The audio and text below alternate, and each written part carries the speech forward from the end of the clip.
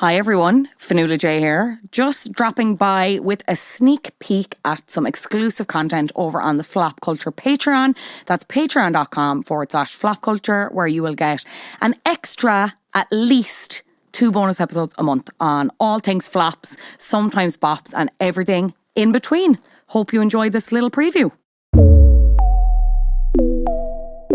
Before we get into the present and perhaps the future, let's look back. Let's get nostalgic about the future or the past. Who knows? Ooh. Future nostalgia. How were you on that album? A huge album for Dua Lipa. I think kind of brought her into this new world of, oh, she's not just a Zara Larsson or et al. Sorry, Zara Larsson, you've had some bangers, but you know what I mean. I think it really established her as a capital A artist and kind of proved she wasn't just going to be a one-hit wonder with new rules. Came at a very pivotal time during the pandemic. We weren't dancing, but she said, here's an album of dance floor bangers that you can all enjoy at home in your own time. The tour, pretty significant. How were you on everything? Did you go see the tour? Did you like the album? Were you a little bit less warm on it than other people? Tell me all. So the album I was reviewing for the Irish Times, and I would have had it maybe 2 weeks before it was actually released. And you're sent this really restrictive streaming link to listen to these things, so I could only listen to it on my laptop, and it was an insane time. It was like March 2020, so crazy time, and I'd be listening to this and I'm like, is this brilliant?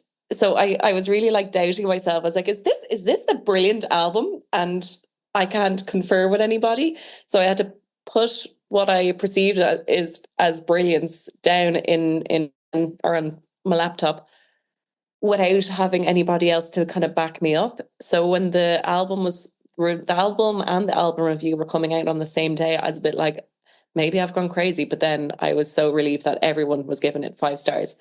Because Dua Lipa before that, like you kind of said, she was definitely not A-list. She was definitely, she was that sort of like Love Island pop star, where her songs would always been soundtracking like the kind of sassy scenes, or like boohoo.com pop is probably like the best description. That would have been like her first album. And I had actually seen her at Glastonbury in 2017 when there was a lot of buzz around her. It was before kind of New Rules and before I Don't Give a Fuck. I Don't Give a Fuck, is that what we call it? IGA? I'm not saying all the letters, whatever. Yeah, I know, it both titles are hard. So I saw her before she became huge #1 pop star, but there was still a big enough buzz around her to be on the John Peel stage, which is like one of the more acclaimed stages that you can play at Glastonbury. It's where Sugar Babes played a few years ago when there was not enough room for them all. And she, in that great meme of "Go Girl, Give Us Nothing," she would just step around the stage playing Moi and those kind of songs. And she was just in a pair of Adidas tracksuit bottoms and a bra top. And I was kind of like, okay, her career could go anyway. And then it just was huge. I think Future Nostalgia took everybody by surprise. And it really did change the wheel of pop at that time.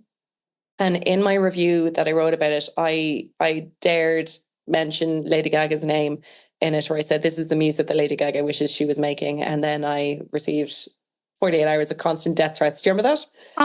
Because when you said, I reviewed that at Irish Times, I was like, I remember reading that review. I was like, there was something about that it made people annoyed, and I couldn't remember. And now you've told me. Yeah. So, but I mean, we're behind a paywall. We're semi-safe here. Were you wrong when we look back now and we look wrong, at but it was also Dua Lipa. Lady Gaga delayed the release of Chromatica, that album, because of COVID. And Dua Lipa actually brought it forward because it had been leaked.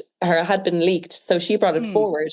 And it turned out that was, and everybody thought that we needed sad, comforting music in those first few weeks of the pandemic. But it turned out, Dua Lipa, we needed disco bangers. And that's what she gave us. And it was incredible. It was this incredible kind of like 80s clash of really high energy pop music that didn't necessarily mean anything at all. And that's perfect. Sometimes you need music that has absolutely no context to the person or the politics or the anything of the time. You just need music that makes you kind of feel up and ready to go. And that's exactly what Future Nostalgia did. And she did that big thing of crossing over from pure pop lovers like you and I to snobby pop enjoyers. And that was a pop, that was a pop album that crossed over to the other side, where she became sort of something that everybody could enjoy and everybody could hold on to. Like that album, like it, because there is, I hate the word funk, but there's a real funk underlying quality to that album, which was very like Jamiroquai of the 90s. So there was something really kind of pure about it in its popness, but there was also something really kind of artistic about this album as well, because it was really unusual, and it also displayed her as an artist as opposed to just sort of like a pop little puppet, which she may be, because God love her, she's so good looking that I think that it would have been so easy for her to glide through life not really contributing much in terms of like the culture of pop music, but with this album she did. And I think that maybe it surprised her, it surprised her team, it surprised her fans, it surprised critics, because she could have very easily just faded into the background. But 4 years ago, peak of COVID, she had the biggest album, and then her performance quality really, really improved then as well, because she was not a dancer. And she kind of played into this fact that she wasn't a good dancer, and did these like really kind of like easy to do choreography. And since then, she's become a dancer, like properly. So there has been a really interesting kind of different stages of growth with Dua Lipa. And the last album, Future Nostalgia, was the peak.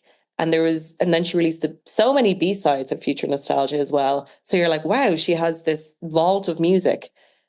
And then sadly, Radical Optimism just seems like some of it is all tipping back into that vault. So it's been 4 years in the making. There is some brilliance in it, but it's been 4 years in the making, and it just doesn't seem like there's been enough growth for us to have waited that long for what was like one of the biggest albums of that year. That just kept coming. There were so many hits from that album as well. Did you like what you hear? I hope you did. If you did, you can listen to the episode in full at patreon.com/flapculture.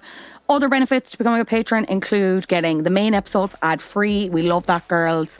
And you get them a little bit earlier than normal listeners too. So that's nice, isn't it? Why don't you join today? Patreon.com/flapculture. I'll see you there.